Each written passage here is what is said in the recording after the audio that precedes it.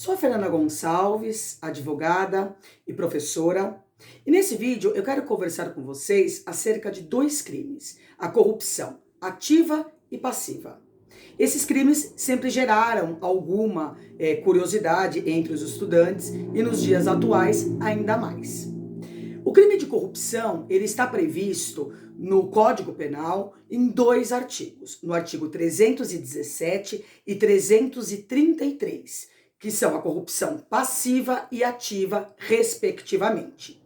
É muito comum entre os acadêmicos e até mesmo com relação a alguns operadores do direito ter confusão no que tange a diferenciação desses tipos penais. Por isso esse vídeo visa simplificar de forma ainda que panorâmica esses dois crimes, visando ajudar os estudantes em eventuais provas e mesmo alguns acadêmicos de direito ou mesmo alguns amantes da ciência jurídica que tenham curiosidade de conhecer um pouco melhor o nosso universo jurídico. Vamos iniciar pelo crime de corrupção ativa. O crime de corrupção ativa, ele está previsto no artigo 333 do Código Penal, que estabelece oferecer ou prometer vantagem indevida a funcionário público para determiná-lo a praticar, omitir ou retardar ato de ofício. A pena prevista, ela é de reclusão de 2 a 12 anos. O parágrafo único determina: a pena é aumentada de 1/3 se, em razão da vantagem ou promessa, o funcionário retarda ou omite ato de ofício ou o pratica infringindo dever funcional. Esse crime, ele é praticado por particular contra a administração em geral e visa proteger a moralidade administrativa. Aliás, sempre é oportuno mencionar que a moralidade é um dos princípios constitucionais da administração pública, expresso no artigo 37 caput da Constituição Federal. É o famoso LIMP, que são legalidade, impessoalidade, moralidade, publicidade e eficiência. É um crime comum, o que significa dizer que não é necessário nenhuma qualidade especial do sujeito ativo. Qualquer pessoa pode praticar os núcleos do tipo, os verbos do tipo. Com relação ao modo de execução, esse é um crime de modo livre, de execução livre. Ele permite qualquer tipo de execução, todas as formas, seja escrita ou seja oral. O que é muito importante mencionar quando nós estudamos esse tipo penal é que não é necessária a aceitação por parte do funcionário público para que o crime esteja caracterizado. Se o particular oferecer ou prometer a vantagem indevida e o funcionário público não aceitar, nós teremos somente a corrupção ativa. No entanto, se o funcionário público aceitar, nós teremos a presença da corrupção ativa e passiva. Uma indagação que é muito importante quando da análise desse crime é: o funcionário público, ele tem que ser competente para a prática do ato? A resposta é afirmativa.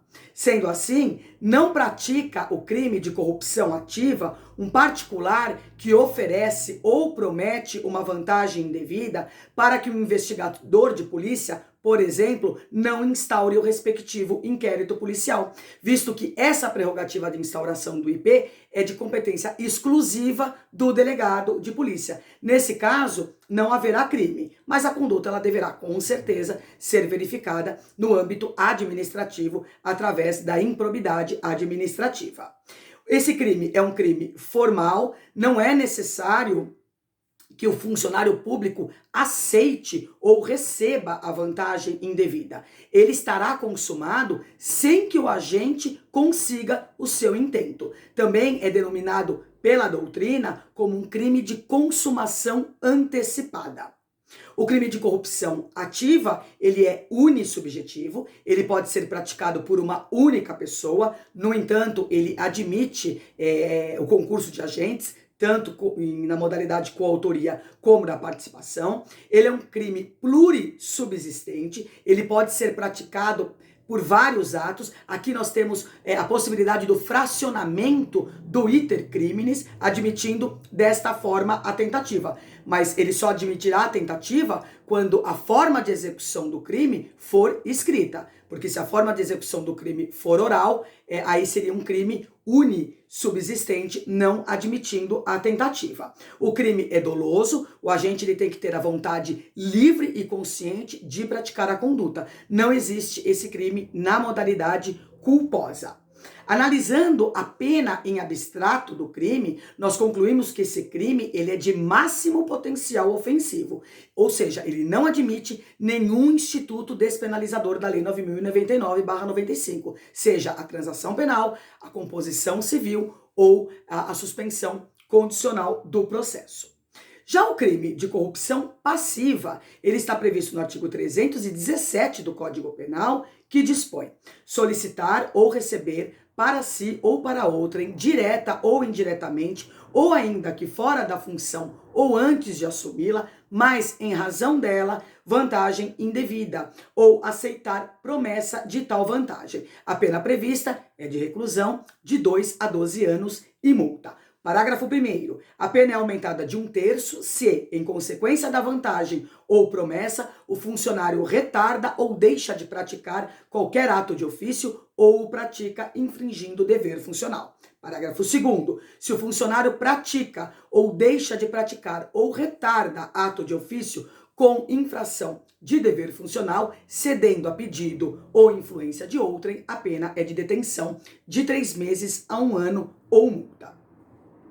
Este crime de corrupção passiva, diferentemente do crime de corrupção ativa, ele é praticado por funcionário público contra a administração em geral. Portanto, aqui nós estamos diante de um crime próprio. Ele reclama uma qualidade especial do sujeito ativo, que é ser justamente funcionário público. Mas quem é o funcionário público para fins legais? Nós encontramos a resposta na leitura do artigo 327 do Código Penal. Não é dado à lei conceituar institutos, mas quando a lei o faz, tem que seguir o conceito legal. E o conceito de funcionário público, ele está previsto no artigo 327 do Código Penal. No caput, esse crime ele é de máximo potencial ofensivo, não aceitando nenhum instituto despenalizador da Lei 9.099. E no parágrafo 2º, ele é um crime de menor potencial ofensivo, admitindo assim a transação penal, a composição civil ou mesmo a suspensão condicional do processo. O Brasil celebrou alguns documentos internacionais com o objetivo de combater a corrupção. São eles: Convenção Interamericana contra a Corrupção, a OEA, ratificada pelo Decreto Legislativo número 152/2002 e aprovada pelo Decreto Presidencial número 4.410 de 2002, e Convenção das Nações Unidas contra a Corrupção, que foi ratificada pelo Decreto Legislativo 348/2005 e aprovada pelo Decreto Presidencial 5687 de 2006. As demais classificações doutrinárias são iguais às do crime de corrupção ativa. É um crime formal, doloso, unissubjetivo, plurissubsistente, de forma livre. A corrupção, tanto ativa quanto a passiva, ela não é praticada mediante violência ou grave ameaça. Se houver a presença desses elementos, estará caracterizado, em tese, o crime de concussão. É muito usual ter a imagem de que o próprio funcionário público solicite, aceite ou receba a vantagem indevida. No entanto, esse crime ele não precisa ser praticado pessoalmente. Ele pode ser praticado por terceira pessoa. Exemplo, uma pessoa solicita ou aceita a vantagem em nome do funcionário público. Inclusive, essa forma é bem usual, é uma manobra bem usual, infelizmente. Muito se discutiu na doutrina acerca da natureza da vantagem indevida, que é mencionada no tipo penal. Hoje é praticamente pacífico o entendimento de que essa vantagem pode ser de qualquer natureza: econômica, sexual, patrimonial, moral, sentimental, dentre outras.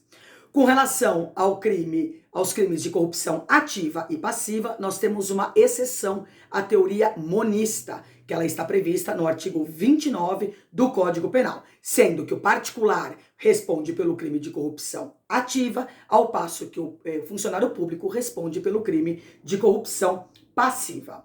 Existem algumas regras especiais envolvendo a corrupção ativa e que é necessário a observância. Vejamos, se envolver fiscal de rendas, ele vai praticar o crime específico previsto no artigo 3º, inciso 2º da Lei 8.137 de 90, que define os crimes contra a ordem tributária, econômica e contra as relações de consumo. Se tivermos uma testemunha, um tradutor, um perito ou intérprete judicial, aqui pode ser oficial ou não, eles praticam o crime previsto no artigo 342, parágrafo 2º do Código Penal.